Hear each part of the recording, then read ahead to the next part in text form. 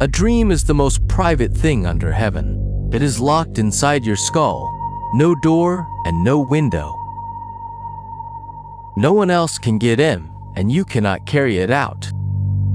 Modern science explains dreams in plain terms.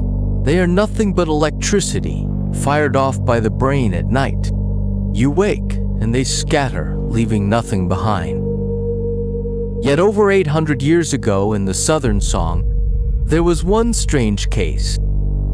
A husband and wife, each asleep in a separate bed, woke to discover something. They had dreamt the very same dream. The same road, the same bridge, the same city. Some scholars have seriously proposed this. The world we live in may not be the bottom layer of all. It might be a program already running.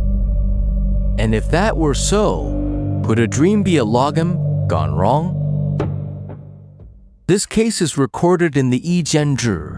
It was written by the scholar Hong Mai of the Song era. The man at the center of the tale was Zhang Tian. He came from the county of Nanzhang. In the region of Xiangyang, he lived in a place called Encha. There, his family had practiced medicine for generations. In the 18th year of Shaoxing in summer, one night, Zhang Tian had barely fallen asleep when he found himself outside, walking east. He walked some 2 li past Gutengpu, a small post station on the official road where couriers rested and changed horses. Then he turned north. He had walked this road many times. There had never been any city to the north. But that night, he found that at the end of the road stood a great city. Its gates were flung wide, and no one stopped him. He entered the city, then left by its north gate.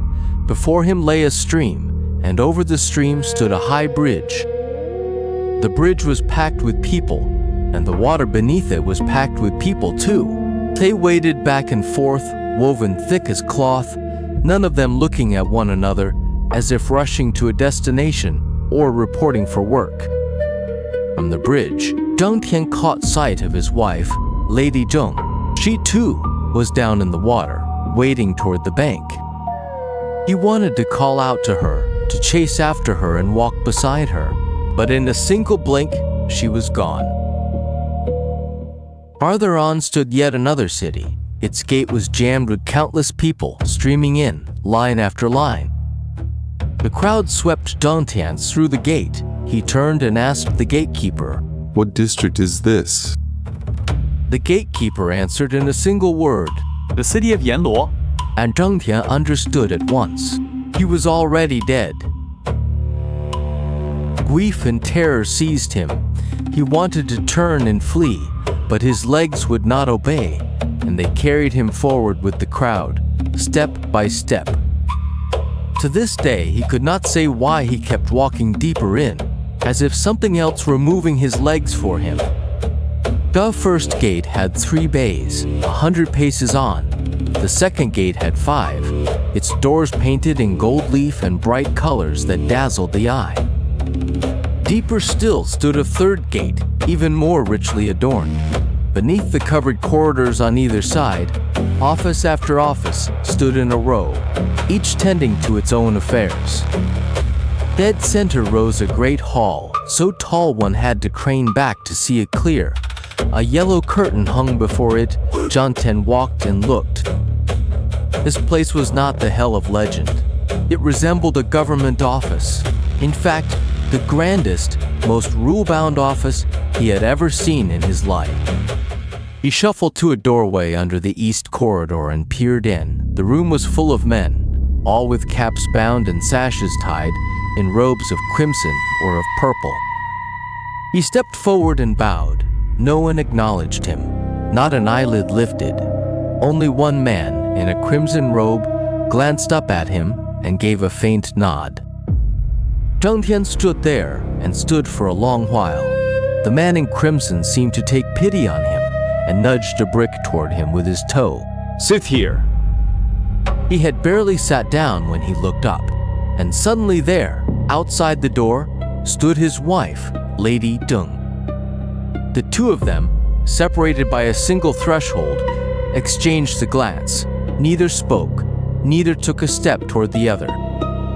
He looked at her, and to his own surprise felt nothing at all, as if gazing at some stranger who had nothing to do with him.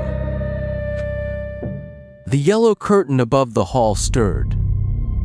A figure stepped out from behind the curtain, clad all in yellow, hands folded, chin raised, studying the beams of the roof, one by one.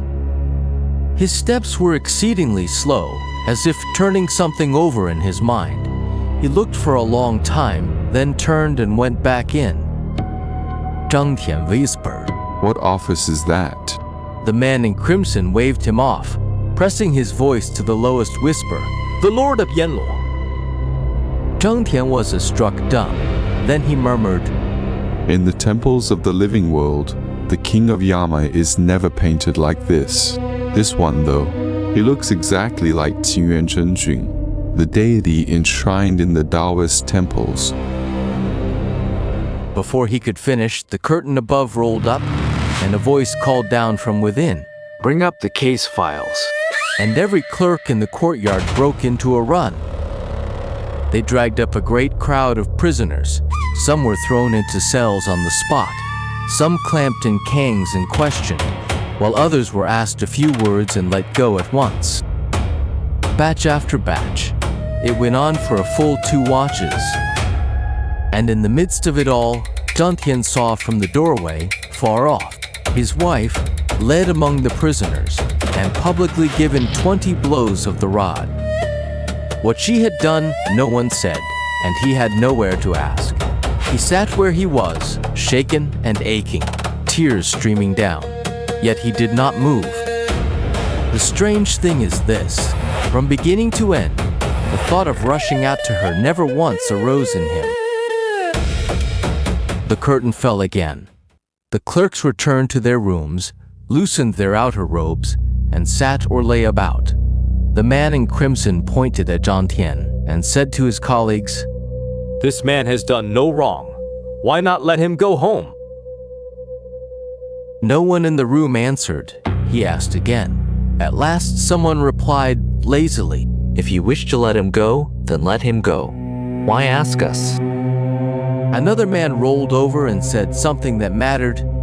Even if he wished to leave, he could not pass the 3 gates. The man in crimson thought it over, then leaned close to Zhang Tian. He dropped his voice and taught him a phrase. Once you are out, if anyone stops you, answer nothing. Say only this.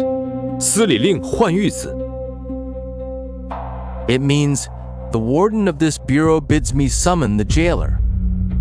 Zhang Tian thanked him and rose to leave, and at every gate, just as promised, someone barred his way and questioned him. He dared not say half a word more. He simply spoke those characters exactly as he had been told. 司礼令换玉子. The moment the gatekeepers heard it, they did not so much as look at him again. They stepped aside and let him pass. 3 gates, 3 challenges, 1 single phrase, and not a single obstacle. Out of the city, he ran for all he was worth, back the way he had come, over the high bridge, past Gucheng Pool. He was nearly at the little bridge east of his own home, when his foot slipped, and he pitched headlong into the water. He jolted awake. Dawn was near. The rooster was crowing. Soaked in cold sweat, Zhang Tian went to rouse his wife, and Lady Zheng in that same instant woke with a gasp. The 2 of them sat face to face, trading line for line, comparing the dreams they had each dreamt that night. The road going east, the bridge, the people in the water, the 3 gates, the yellow curtain, the man in crimson, the 20 blows. Every last detail matched. Only one thing did not match. Zhang Tian recalled that, when his wife was beaten, he had shed tears in that room. But Lady Zheng, she insisted, You stood right there beside me. You watched them beat me, and your face showed nothing, like a passerby.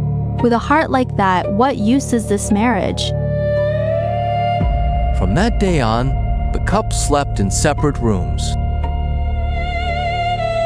Within days, a small hard lump rose below the waist of Lady Zheng, and it broke open into a great festering sore, too painful to bear. The sore wept pus for 10 full days before it burst, and it took another 10 days of rest to close. That autumn, Zheng Qian shuttered the medical practice his family had handed down, left home, and went to Mount Wudang in Junzhou to study the way under a master named Sun. He was gone 17 years and never returned to Yenta right up to his death. A scholar Hongmai recorded this dream from beginning to end and offered no conclusion. But read today, this single page holds 3 points that still snag the mind. First, the 3 gates. We began by saying a dream might be a login, and a login requires credentials. Checkpoints of the human world verify the person. They look at your face, at your papers. But the 3 gates of that city tested only one phrase, match the words, and you passed, no matter who was speaking. Today we call this a password. The system does not authenticate who you are. It authenticates the access you hold. The 6 characters the man in crimson taught him were a borrowed right of access. That is why no one questioned him going in, yet every gate interrogated him coming out. The security of that city was not built to keep outsiders from breaking in. It was built to keep those inside from walking out without leave. Second, the shared dream. If a dream were merely electricity discharged inside the skull of each person, then 2 heads, separated by a single pillow, should not walk into the very same city. And it was not only this couple. The writer Pu Songling gave another case, drawn from his book The Liaotai Zhi. A scholar of Fengyang, together with his wife and his younger brother, 3 people, on a single night, dreamt the very same dream. Third, that sore. There is a hypothesis seriously debated in science, called the simulation hypothesis. And the world before our eyes may be a layer of computation, already running, with further layers beneath it. If that were so, then the body might be a terminal in the outer layer, that city, a back-end 1 layer deeper, and the dream, an accidental breach into it. In that back-end, the 20 blows were taken by Lady Zheng, a single edit recorded against her name. On logout written back to the terminal, and that sore on her waist was precisely the return value. Subscribe to Young Decodes for more untold legends.